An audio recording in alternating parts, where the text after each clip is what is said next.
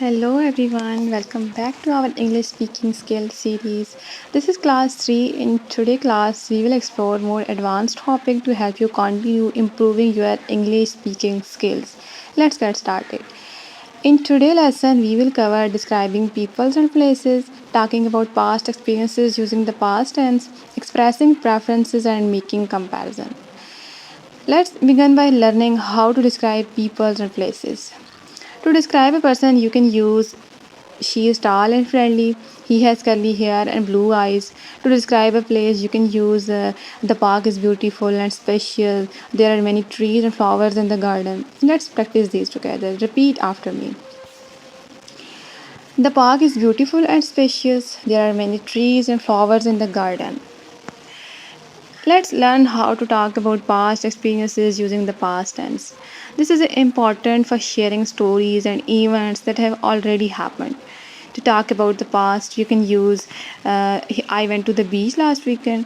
I saw a great movie yesterday. I did my homework last night. Let's practice these together. Repeat after me. I went to the beach last weekend. I saw a great movie yesterday. Now let's learn how to express preferences and make comparison. This will help you communicate your likes and dislikes more clearly. To express preferences, you can use I prefer coffee to tea, I like summer more than winter, and to make comparison, you can use apples are sweeter than orange. This book is more interesting than that one. Let's practice these together. Repeat after me. Apples are sweeter than orange. This book is more interesting than that one. Great job. Everyone, today we learn how to describe people and places, talk about past experiences using the past tense, and express preferences and make comparison.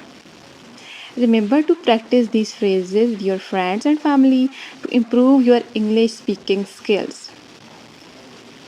Thank you for joining today's class. Don't forget to like, comment, and subscribe to our channel for more lessons. If you have any questions, leave them in the comments below. See you in the next class. Bye.